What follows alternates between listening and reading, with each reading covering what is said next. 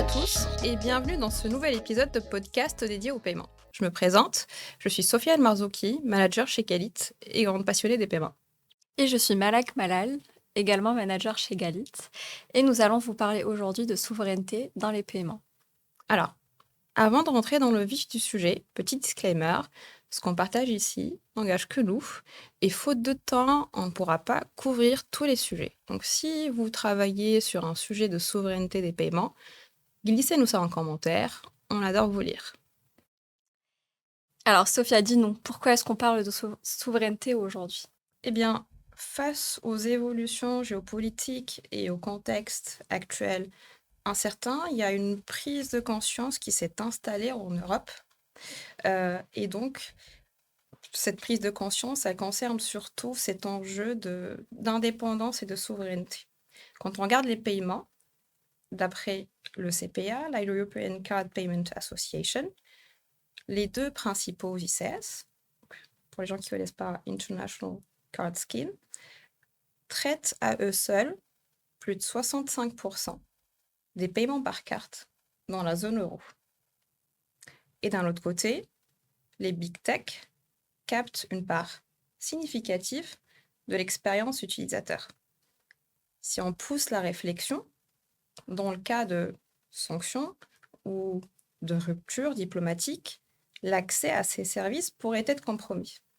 Et donc, l'Europe, au travers des différents acteurs de l'écosystème, se demande comment est-ce qu'on peut reprendre la main sur les paiements et la souveraineté des paiements sur toute la chaîne de valeur. Et donc, il y a une souveraineté qui est en train de se construire et elle concerne tous les rails de paiement. La politique carte, les flux, paiement account to account, mais aussi les monnaies digitales de banque centrale. Et donc, ça va être ces trois aspects qu'on va aborder aujourd'hui. Et du coup, qu'est-ce qui se passe côté souveraineté par rapport à la monétique carte? Alors, c'est vrai quand on parle de carte, on pense souvent au bout de plastique ou au bout de métal. Et derrière, il y a des briques technologiques importantes. Je prends par exemple ce qu'on appelle la base applicative, qui est la techno-carte embarquée dans la puce qui va permettre d'exécuter les règles et les standards EMV définis par les schemes et qui va par conséquent permettre de traiter la transaction. Alors sur le terminal de paiement, on a un équivalent soft qui s'appelle le kernel et qui va jouer un rôle similaire. Eh bien, sur ces aspects-là, jusqu'à présent, les schemes locaux européens, dont CB, dépendaient des schemes internationaux. Parce que certains ICS licencient, vendent ces technocartes. Donc on avait une dépendance sur cette brique-là. Et donc là, c'est en train de changer. Grâce à CPACE, qui est porté par le CPC, la European Card Payment Corporation. Et donc, c'est une étape importante vers une souveraineté sur cette brique-là de la monétique carte. Ce qu'il faut savoir aussi, c'est que, alors, prenons par exemple le cas de la France où on va avoir des cartes Cobadger, CB, avec d'autres ICS. Jusqu'à présent, on avait une base applicative commune à CB et à l'ICS. Maintenant, avec CPACE, on va avoir une base applicative propre à CB. Et les banques françaises sont déjà en train de migrer leurs cartes vers du CPACE. Et côté terminal, eh bien, la réponse est apportée par FRV6 qui va contribuer au déploiement du kernel CPACE en France. Et du coup, est-ce qu'il y a des chiffres sur le déploiement de CPACE, que ce soit en France ou en Europe? Alors, oui, en France, en fait, ça va suivre le rythme de renouvellement du parc de cartes. Donc en France, on doit être à peu près plus de 20% de cartes qui sont sur le CPACE. L'objectif de CB, c'est d'atteindre 50% d'ici fin 2025 et 80% d'ici fin 2026. Côté acceptation, ça va venir avec le déploiement et la migration vers V6. Et là encore, ça avance très bien. Sur l'échelle européenne, on devrait à peu près avoir plus de 63% des cartes émises en Europe sur CPACE. Donc c'est à peu près 120 millions de cartes. Et côté terminal, on devrait avoir à peu près 36% de TPE qui sont compatibles, soit à peu près 6 millions de TPE en Europe. Alors, cette dynamique-là, elle est apportée en France, donc via CB, mais on la voit aussi en Europe avec Bancontact en Belgique Mhm. ou encore Girocard en Allemagne qui participe aussi à cet élan collectif. Et donc, on a parlé de la carte physique, mais qu'en est-il du digital? Alors c'est vrai qu'il y a la carte physique et puis le digital, c'est quand on parle de cartes enrôlées dans des wallets. Mhm. Et donc, il y a aussi des choses qui se font sur cet aspect-là.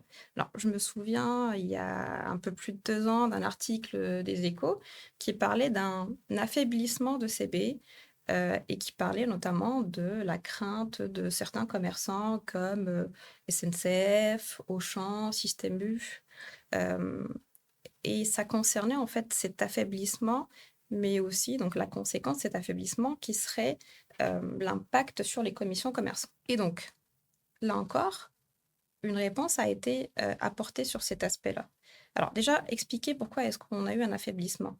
C'est lié au fait qu'on a eu de plus en plus de paiements mobiles Mhm. et sur les paiements mobiles, c'est apporté par les wallets XPay de type Apple Pay. Sauf que les cartes qui étaient jusque-là enrôlées sur Apple Pay n'avaient que le token de l'ICS et non pas celui de CB. Donc on n'avait pas du tout de token CB. Et donc, il y a eu une réponse sur cet aspect-là par CB qui a travaillé avec STET et les différentes banques françaises pour permettre justement la génération de tokens CB dans ces wallets XP. Donc la réponse a été apportée par le plan CB Dynamique 2026. Et du coup, où est-ce qu'on sent ces banques françaises? On a d'abord eu la Société Générale, puis Crédit Agricole et le LCL. Par la suite, on a eu la Banque Postale et plus récemment, il y a eu Crédit Mutuel. Mhm. Et les autres banques devraient suivre. Donc, ça avance plutôt bien. Et le plan CB est plutôt ambitieux. Il cible plus de 90% de cartes CB éligibles à Apple Pay d'ici fin 2025. Et dès 2025, la possibilité de faire du co-badge sur les autres wallets XP, à savoir Samsung Pay et Google Pay. Et il y a aussi un plan sur Click to Pay. Et donc, on devrait avoir un pilote dès fin 2025 pour pouvoir généraliser en 2026. Ce qui est important et intéressant, c'est que on commence déjà à avoir les fruits de ces projets. Alors, j'ai vu passer il y a peut-être quelques semaines un post de François Xavier de SNCF qui parlait d'un changement discret mais important. C'est lié au fait que CB est de nouveau dominant sur les transactions Apple Pay en dépassant les ICS. Donc ça prouve bien qu'il y a eu un changement sur cet aspect-là. Il n'y a pas que en France, on parle de Copagine, on en parle aussi dans d'autres pays européens, mais on peut quand même dire que la France, au travers de l'engagement des banques françaises avec CB et STET, montre la voie en Europe sur ce sujet de souveraineté sur la monétique carte. Mais il n'y a pas eu que la carte. On a vu que la France montrait aussi la voie sur le sujet de account to account avec EPI, Wiro, Tout à fait. justement l'été dernier sur le P2P. Et ça nous amène donc à notre deuxième sujet qui est le account EPI. to account Mhm. avec EPI. Tout à fait. Alors, EPI, effectivement, c'est un très bon sujet pour notre échange aujourd'hui autour de la souveraineté, puisque on peut dire que c'est la première initiative aboutie de paiement compte à compte pan-européenne. On a eu des initiatives auparavant, on en parlait tout à l'heure, Moneo, etc. Mais il faut dire que c'est la première initiative réussie. Alors, ce qu'il faut savoir, EPI, c'est l'initiative européenne des paiements qui a été lancée en 2020 par les banques principales de quelques pays en Europe Ouais. et qui avait initialement pour objectif de mettre en place un scheme pan-européen souverain, donc Carte, oui. sur la carte, et qui couvrirait l'ensemble des cas d'usage, notamment le peer-to-peer, le paiement par carte, le paiement en e-commerce, le paiement en magasin, etc. Après une première tentative, il y a eu quelques difficultés. Et en 2022, après quelques ajustements, on a relancé l'initiative avec la revue de l'ambition, quelque part, qui était au départ de lancer un scheme et qui est devenue de faire du paiement instantané, de lancer une première solution de paiement instantané européenne. Donc c'est là où on a eu Wero, avec un premier lancement en 2025 du cas d'usage peer-to-peer, paiement de particulier en particulier, et qui s'est notamment appuyé sur des solutions de paiement peer-to-peer qui existaient auparavant, notamment Paylib en France, Payconic en Belgique et Ideal aux Pays-Bas. Et donc Wero, c'est tout simplement une solution de paiement mobile peer-to-peer qui va permettre de faire plusieurs choses, mais un des premiers cas d'usage, c'est le paiement en peer-to-peer à l'aide d'un alias ou d'un proxy qui peut être le numéro de téléphone ou encore l'adresse email. Mais viendront par la suite d'autres cas d'usage, notamment le paiement en e-commerce, le paiement entre un client du coup et un commerçant en magasin, qui sont en cours de déploiement Absolument. dans ces différents pays. On a eu aussi d'autres pays qui ont rejoint l'initiative entre-temps. Absolument, sur la proximité à la fois avec le QR code et le NFC. Peut-être. C'est un peu le projet sur lequel EPI travaille en ce moment. Alors, c'est vrai que EPI va répondre à cet enjeu de souveraineté au travers de Wero. Ils ont aussi fait appel à une alliance entre les différentes solutions européennes existantes. Et EPI travaille donc en ce moment même avec Europa, donc représenté notamment par Bancomat en Italie, par Bizum en Espagne, par MBWay au Portugal ou encore Vips Mobile Pay. Et donc, ils se sont dit que pour construire une solution de paiement rapidement et qui soit forte, il faut passer et s'appuyer sur des solutions de paiement existantes. Et donc, pour ça, concrètement, il va y avoir deux moyens de faire. Soit la mise en œuvre d'une espèce de routeur qui va permettre de faire le lien, un routeur central entre les différentes solutions existantes, ou bien construire une solution d'acceptation commune, d'autant qu'en fait, il y a encore quelques solutions de paiement qui ne sont pas encore déployées en proximité. Donc là, ça serait l'occasion, et de plus en s'appuyant sur des standards européens comme CPace ou encore Nexo. Donc ça, c'est un peu le projet. En parallèle, bien sûr, le pays continue de s'étendre. On a vu avec l'Autriche qui va rejoindre maintenant les 5 pays que tu citais. Et donc, la porte est aussi ouverte aux autres pays européens. Alors, il y a un autre projet d'ampleur européenne qui pourrait voir le jour, celui de l'euro numérique. Est-ce que tu pourrais nous en parler? Alors, l'euro numérique. Cela fait pratiquement 5 ans que la Banque centrale européenne réfléchit à la mise en place de l'euro numérique, donc qui serait une monnaie de banque centrale, mais qui ne viendrait pas remplacer le cash, mais qui viendrait plutôt proposer une forme digitale au cash tel qu'on le connaît aujourd'hui. Et c'est un projet, on peut le dire, qui sollicite, en tout cas, qui incite beaucoup de questions de la part des acteurs de la place, mais qui représente un signal fort de la volonté de l'Europe à retrouver une certaine souveraineté ou indépendance vis-à-vis des réseaux de paiement internationaux.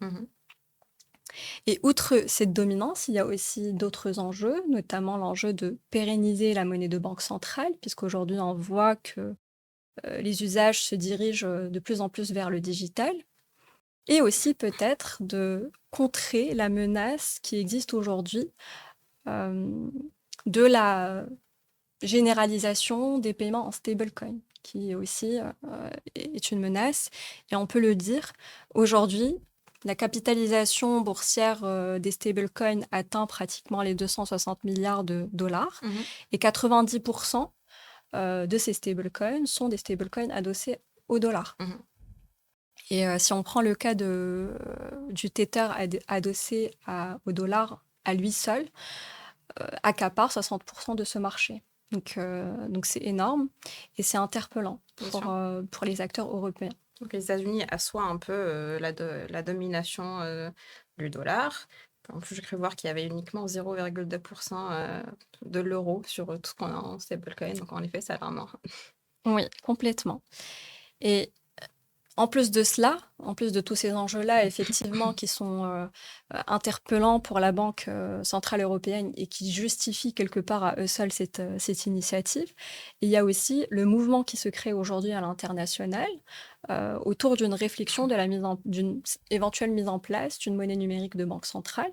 Et on l'a vu d'abord avec un premier cas d'usage qui a été déployé aux Bahamas avec le Sand Dollar, et après avec un cas d'usage peut-être qu'on connaît un peu plus et qui est un peu plus concret pour nous aujourd'hui, qui est celui de la Chine, qui a déployé sa monnaie numérique de banque centrale en 2020, progressivement. Et aujourd'hui, on est à pratiquement 29 provinces, il me semble, qui ont déployé le ECNY. On l'a appelé ECNY, donc E-Chinese Yen. On voit bien qu'il y a un certain mouvement avec, au-delà de ces deux pays, pratiquement 130 pays dans le monde qui soit réfléchissent à la mise en place d'une monnaie numérique de banque centrale, soit sont à des stades de pilote assez avancés, soit l'ont déjà déployé, comme au Nigeria, aux Caraïbes, en D'accord. Jamaïque, etc. Alors, si on reprend le cas de la Chine, est-ce qu'on peut dire que le yuan a eu le succès escompté, surtout face à la domination de wallets comme Alipay et WeChat Pay en Chine? C'est une très bonne question. Alors, j'ai envie de dire qu'il est un peu trop tôt pour le dire, mais si on regarde les chiffres, en tout cas, il a été annoncé en 2024 que, en volume cumulé des transactions qui ont été faites à l'aide de l'application mobile ECNY, on a à peu près 7 300 milliards de yens. D'accord. Avec à peu près, il me semble, 260 millions de portefeuilles existants sur l'application. Donc, ça représente 18% à peu près de la population chinoise. Maintenant, c'est vrai qu'on n'a pas une visibilité sur le nombre d'utilisateurs actifs. Et si on regarde ne serait-ce que le volume de transactions effectuées par paiement mobile en Chine en 2024, qui s'élève à, je n'ai plus le chiffre exact, mais je pense que c'est 560 000 milliards de yens. On est à 1, quelque chose en termes de volume. Donc, c'est marginal. C'est sûr que ce n'est pas significatif. Maintenant, à voir si ce n'est pas que le début de l'histoire, parce que c'est vrai que c'est à tout son début, mais peut-être que dans l'avenir, ça se développera. Et en tout cas, l'avenir nous dira ce qu'il en est, si la monnaie numérique de banque centrale trouvera son marché ou si, au même titre que l'espèce aujourd'hui, ça restera le moyen de paiement le moins utilisé dans le monde. Voilà. Ok, très bien. Et si on revient peut-être sur l'euro digital, est-ce que tu peux nous en dire un peu plus sur où est-ce qu'on en est aujourd'hui? Complètement. Alors, aujourd'hui, concrètement, on est dans l'attente de la décision de la Banque centrale européenne d'émettre ou non l'euro numérique. Ça devrait tomber en fin de l'année, en fin 2025, s'il n'y a pas de retard. Et si tel est le cas, il va y avoir plusieurs incidences sur les acteurs de la place. Mais peut-être avant de rentrer dans cet impact-là, rappelons juste rapidement en quoi consiste l'euro numérique. L'euro numérique, encore une fois, c'est la monnaie digitale de la Banque centrale européenne, donc qui est là quelque part pour servir le même intérêt que l'espèce aujourd'hui. C'est-à-dire que ça doit avoir la même valeur que l'espèce, à parité égale. C'est une monnaie qui sera gratuite pour les particuliers et qui devra être acceptée par tous les commerçants en point de vente ou en e-commerce. Et en plus de cela, l'euro numérique va devoir être, en tout cas devrait être distribué par les acteurs financiers de la place, qui seront partie prenante de cette initiative. Et il devra aussi permettre tous les cas d'usage qu'on a aujourd'hui, notamment le peer-to-peer, le paiement en magasin, le paiement en e-commerce, le paiement récurrent, le paiement par QR code, par lien, NFC, etc. Et la Banque centrale européenne a même prévu d'émettre une carte euro numérique. Et d'ailleurs, un des cas d'usage qui, quelque part, fait beaucoup parler, c'est aussi le cas d'usage offline, pour respecter aussi, encore une fois... le côté privacy. Le côté privacy, mais aussi refléter l'usage de l'espèce qui aujourd'hui peut être Mmh. utilisé en offline. Voilà, et donc pour revenir aux impacts sur les banques de la place, ils sont plusieurs. D'abord, en termes de distribution, il va y avoir un impact d'intégration dans les applications Bien mobiles. sûr. Donc une réflexion aussi, un travail aussi autour des parcours utilisateurs. Il va aussi y avoir tous les impacts sur le système d'information pour pouvoir gérer le traitement de transactions en temps réel et la comptabilisation des transactions en temps réel. Il va y avoir l'impact d'intégration avec la DESP, donc le système qui gère l'euro numérique au sein de la Banque centrale européenne. Il va y avoir plusieurs autres impacts sur lesquels je ne vais pas forcément m'étaler, mais c'est sûr que ça va être un défi pour l'ensemble des acteurs de la place. Et si la décision d'émission est prise, on pourra s'attendre à avoir un euro numérique vers entre 2028 et 2030. D'accord, et compte tenu de tous ces impacts, Mhm. qu'en pensent les acteurs de la place? Je suis pas sûre de pouvoir me prononcer à la place des acteurs de la place, parce que je sens que je vais rentrer dans un terrain glissant. Mais en tout cas, ce qu'on peut dire, c'est que la Banque centrale européenne a du travail devant elle pour convaincre les acteurs de la place de l'intérêt de l'euro numérique. Maintenant, peut-être qu'on pourrait un peu s'accorder l'imagination de penser à un euro numérique au-delà des cas d'usage qui sont aujourd'hui prévus et qui seraient plus innovants et qui Mmh. permettraient, qui auraient une réelle valeur ajoutée pour les utilisateurs, notamment par exemple si on pense au cas d'usage d'échange de devises en instantané, Mmh. qui est un cas d'usage qui est aujourd'hui déjà en cours de déploiement et de testing en Chine. Et ça, ce serait un cas d'usage intéressant, et pour l'utilisateur, et pour les banques, Mmh. qui leur permettrait d'innover. En Voilà. effet, donc les use cases côté retail, mais ça peut aussi avoir une valeur ajoutée sur la partie wholesale. Tout à fait, tout à fait. Alors, l'euro numérique, effectivement, devrait être déployé aussi bien en wholesale, donc par la partie gouvernement public, les échanges entre les gouvernements, et sur la partie retail pour l'utilisateur. Mais c'est vrai que dans le cadre des questions de souveraineté, quelque part, on s'intéresse davantage à l'euro numérique retail que au wholesale. Alors, on a vu carte, paiement account to account, monnaie digitale de banque centrale. Plusieurs projets sont en cours pour renforcer la souveraineté des paiements en Europe. Mm. Alors, si vous ne voulez rien manquer aux actualités des paiements, rendez-vous sur ADN News by Galit. Merci de nous avoir écoutés. À bientôt. À bientôt.